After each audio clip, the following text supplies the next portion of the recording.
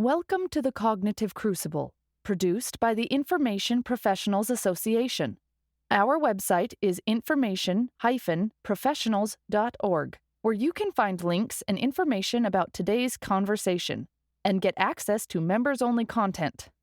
Join John Bicknell and explore all aspects of our generational challenge, cognitive security.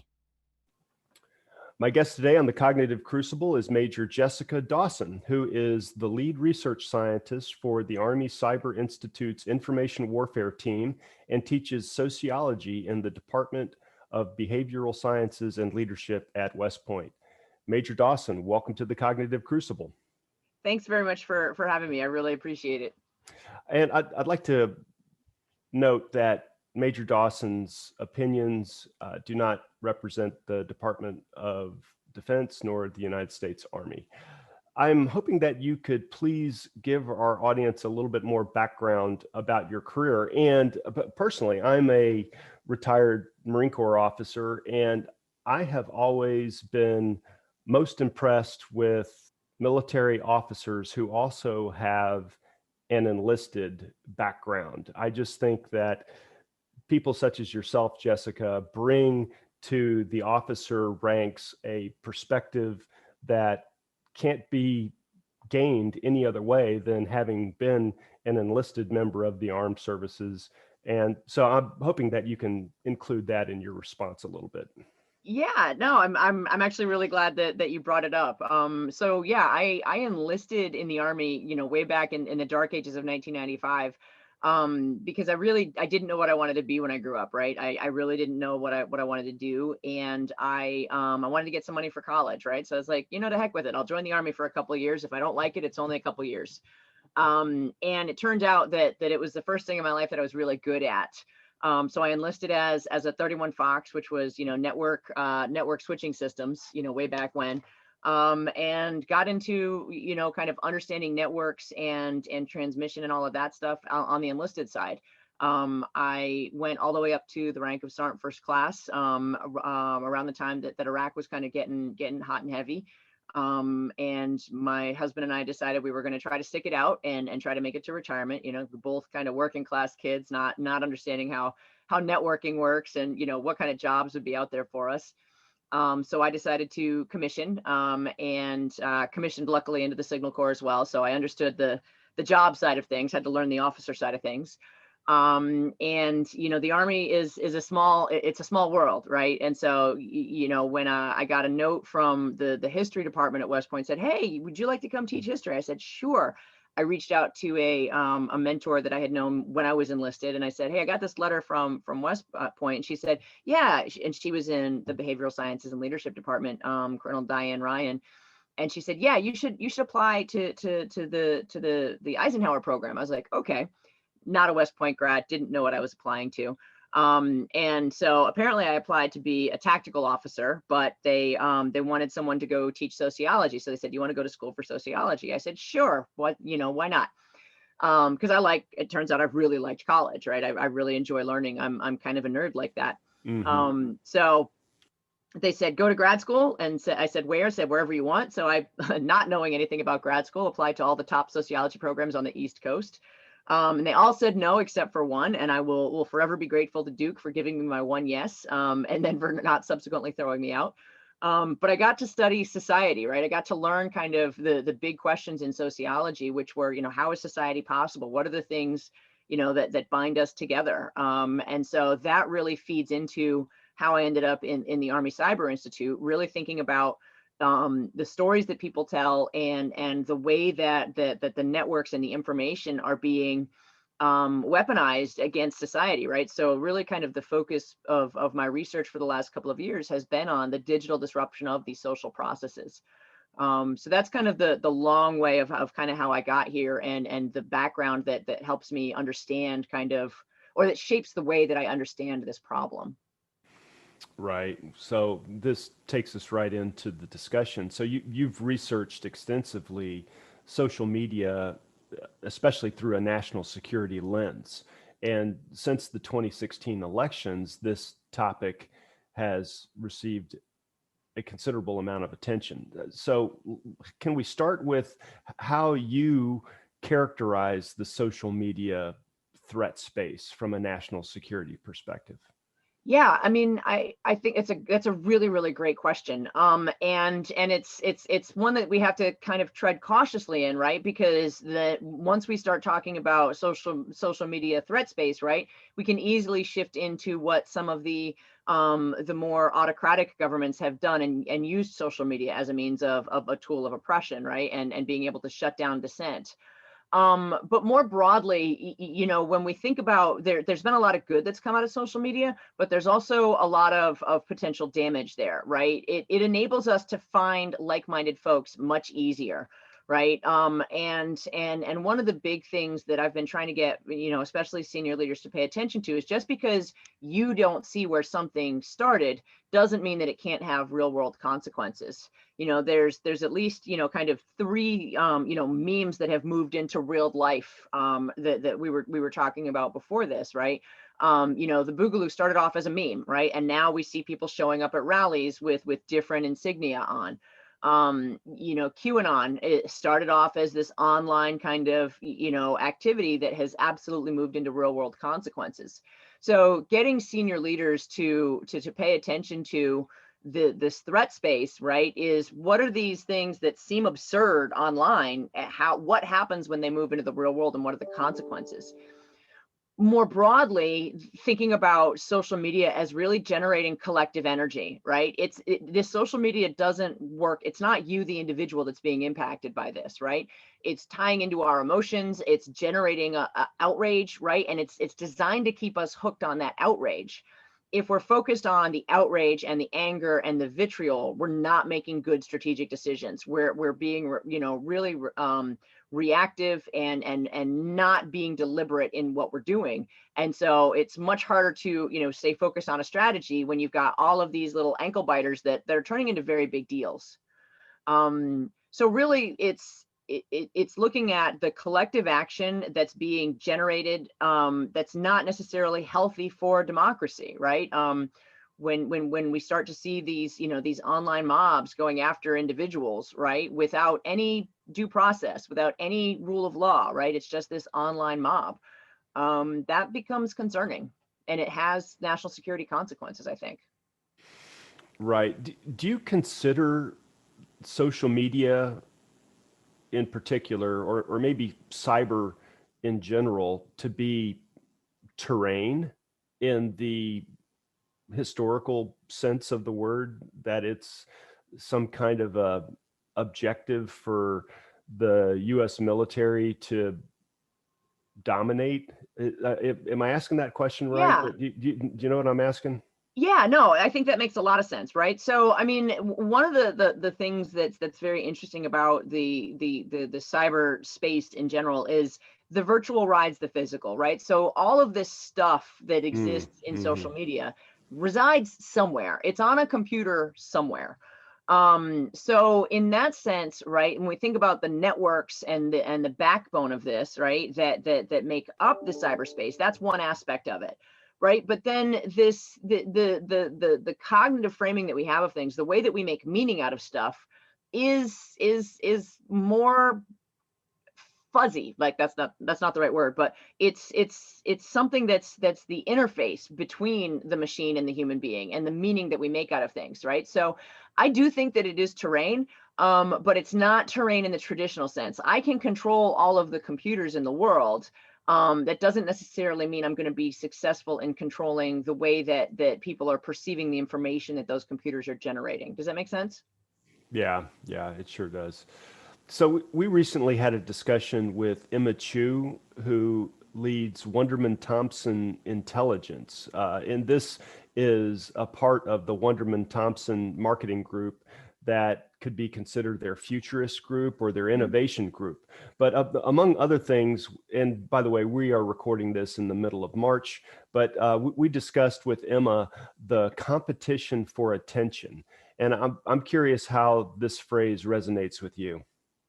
Yeah, it's a really, really interesting problem set, right?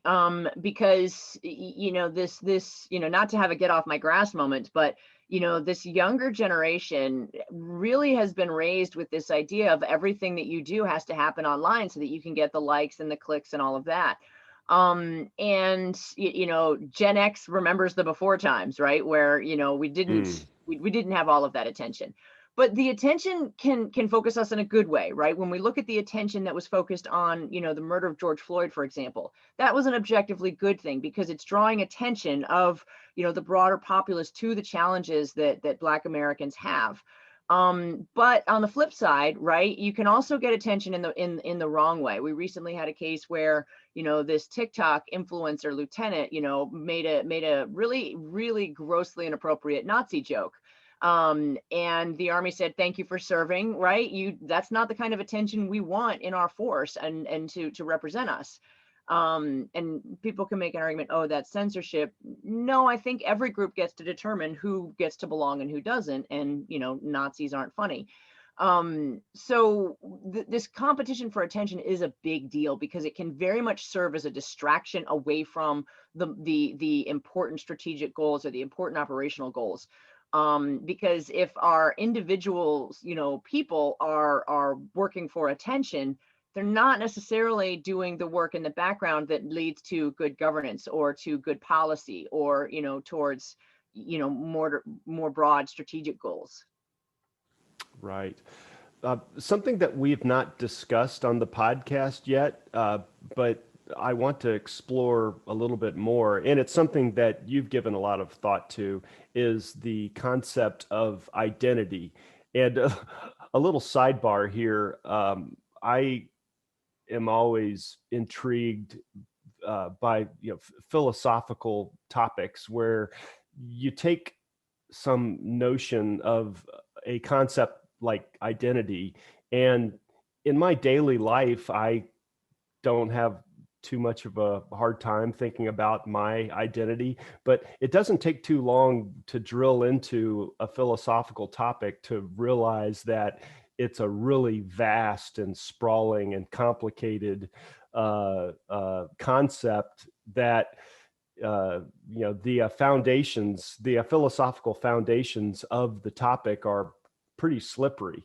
But anyway, that's a sidebar. I think it's applicable to identity. But you have co-authored recently a piece with Dr. Dana Weinberg.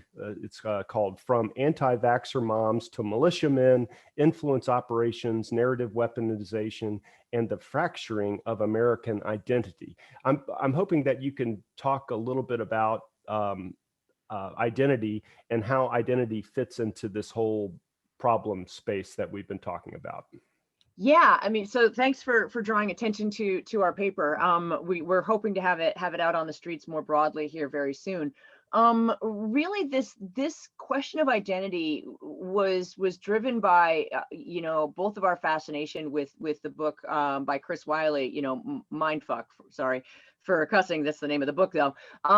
But he really raises this question of, if you can understand someone's identity and the issues that are really salient to them, you can then push them towards a behavior that you want, right? And that can be, if we're trying to sell someone, a different brand of Pampers, that's one thing, right? But if we're trying to manipulate a population to, take up arms against the government, right? One of the Russians' playbooks is, find the folks inside of a population that are armed and rile them up, right? And so when we think about, identity, right? Identity really shapes the moral meaning that we give to things. And that moral meaning is derived from our narratives, right? So stories don't just exist in a vacuum. Stories are tied to how we see ourselves and how we see our place in the world. And that's really where identity comes into this.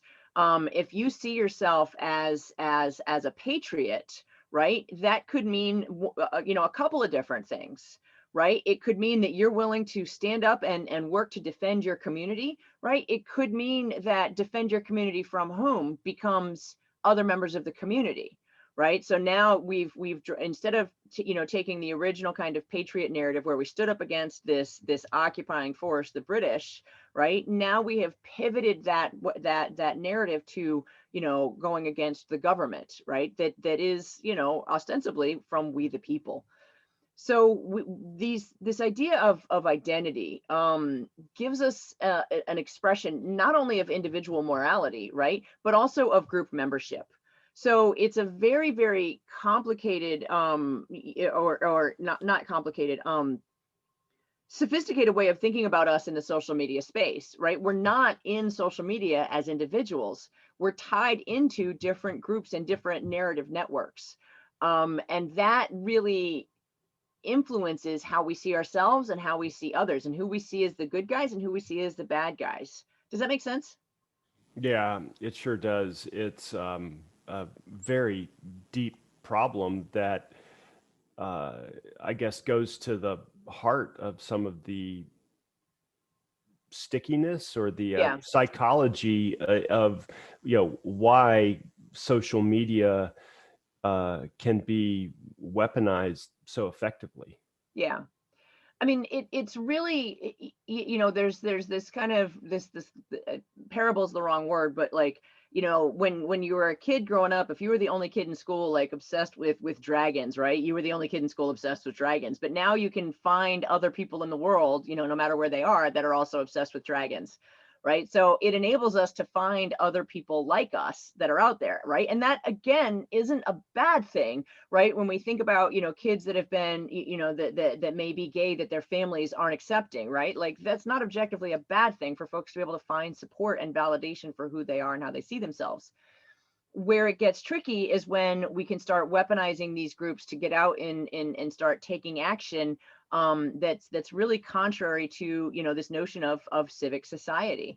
I have a lot of compassion for moms that are struggling to understand what's happened to their kid, right? And so it's like, it's easy to paint people as the bad guy, but if you're dealing with a special needs kid, the anti-vaxxer messaging that some corrupt company did this for profit, it resonates, right? And you can understand where people get pulled into that, and can very much feel like it's them against the world. Yeah, so I'm reminded of a previous episode that we had with Tony Scrow, and we'll have a link to this in the show notes. But among other things, we talked about the movement, the involuntary celibates. And I'm just reminded of that because you were talking about these micro communities, which on one hand are, part of the original hopeful message of the internet that, it's going to connect the world, right? And so Yeah. all of these people who have some really specific wants and needs and preferences, like, people who are really into sewing or crochet or ping pong, they can all connect on the internet in ways that were just not possible before. But everything, there's opposite sides of the same coin. And so just like it can connect people who have some interesting positive shared experiences, it can also connect people who have, darker shared experiences and desires. Yeah, I mean, when we think about, what it means to get red pilled into the incel movement, right? Like, this is not folks that are just sitting around lamenting that they can't date, right? It's much, much darker than that. It's really this violent, woman hating, this violent misogyny, that it's not just that they can't date, it's that they resent that feminism gives women choices, right? And so that they don't have to put up with your BS anymore. If you're not someone that is interesting and likable, right? Like, women get a vote now, from obviously from a heteronormative perspective. But it becomes very dangerous, because now we're feeding into people's anger and loneliness, and they're able to find these groups that lionize some of these mass killers, right? And there's constant reinforcement in these groups that this is a good thing, right? That you want to be famous, that no one will ever forget your name after this, right? And not everyone moves to violence, but the big questions is who does move to violence? We don't actually know. a lot about that. And that's really the interesting and more concerning parts of the internet. Is not only does it allow folks that are really, into sewing and knitting and all of that to find each other, but it also allows, angry, dudes on the internet to find each other, and there's no other voices to break up that anger, and help kind of pull folks out. So you get into this tunnel where all you get fed is the outrage and the anger and the hatred, and it just continues and continues, and it starts to spill over into the real world. Right. And so continuing with your piece with Dr. Weinberg, you two developed and present what you call the WARP framework, which you suggest is a way to understand narrative weaponization for the purposes of mobilization and radicalization. That's a bit of a mouthful, but could you provide an overview of this framework and how we might deploy it? And also, is this a framework that you think is scalable, possibly? Yeah, so we really started to look at the weaponization and radicalization of narratives, right? So not just of what moves an individual towards violence, right? But what are the social processes that move people from, relatively, benign kind of normal conversations into these darker spaces, and then what pushes them from these darker spaces into actual motivation to work, right? Like to movement. And so when we started to think about this, it really became this broader connective tissue, for lack of a better term, of tying identity to narrative, to more extreme, narratives, right? So it's not just that, that I believe that the government has failed me in terms of not regulating a harmful product, right? But it's that, it's all part of this darker conspiracy that, and a lot of this conspiracy stuff ultimately ends up pointing back to anti-Semitism, right? There's this dark underlying current of the internet that's very few moves get you to anti-Semitism very quickly. But those moves take you through stories, right? And they take you through this different sense of group identity that eventually can push people towards violence or towards other forms of action. So really, we're trying to understand the broader radicalization piece in terms of taking from the individual to the group, and to the stories that bind the individual to the group that then push people into action. Does that make sense? Yes, it does make sense. It seems like it's a structured ontology for characterizing different aspects of the radicalization process. Would you say that's fair? Yeah, I mean, I think that's kind of what we're doing, right? Because when we think about like the persuasion piece, right? Like there's all kinds of research on how you persuade someone, right? But that persuasion exists in a broader context, of narrative identity and group meaning, and those things are really socially structured. To your earlier question about scalability, that's a really good question. That's one of the big things that we're setting out this year to code, right? So start off doing, as Kate Starbird says, getting really up close and personal with the training data, and really knowing the qualitative work first, getting the coding done, and then seeing if we can scale it. Right. Because I think that it is a big data problem, that if we have to always rely on manual coding, we're in a lot of trouble. So we're hoping that it's scalable, but we're still at the very early stages of trying to work out what that might look like. Right. I'm sure that is a very challenging project to develop the natural language processing regimes to contextually code various different noisy snippets of information into these various different ontological bins. Yeah. I mean, but I think more broadly, right, like part of the natural language processing problem is that it assumes that the same sentence has the same meaning. And what our framework brings is, if you put it in different groups, it could have very different meanings, right? And so again, it becomes that question of how do we code for that group membership that's then going to shape the meaning, right?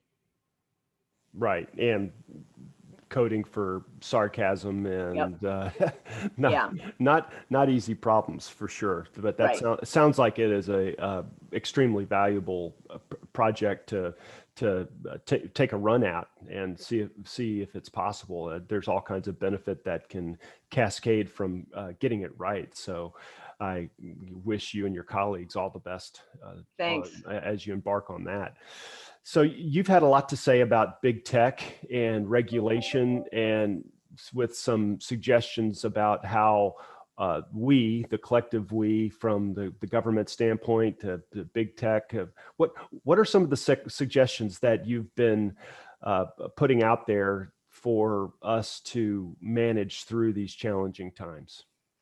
Yeah, I mean, I think there's, as much good has come from the internet and from connecting folks. We didn't spend enough time, a lot of the developers didn't spend enough time really thinking about the consequences of it, right? All of our friends are not created equal, for example, right? And yet Facebook has everybody binned into friend bucket, right? So when we think about some of the regulation that I think we need in this space, right? We want people to be, we want government to be accountable to the people, right? Government works best when it is run by we the people. These companies are not accountable to we the people. These companies are accountable to their profit margins and their shareholders. So what are the ways that we can provide some regulatory oversight there without, completely destroying the model, right? So one of the things that I think we really need is transparency, right? Like if they're going to deplatform someone, we need to be able to see who and why and what led to that, and to be able to hold these companies accountable for what they're doing. Another piece is we have to make the algorithms transparent. We don't know what works and what doesn't work in the online space. I think everyone kind of has a feel that something's going on, but we don't really know how this stuff is working.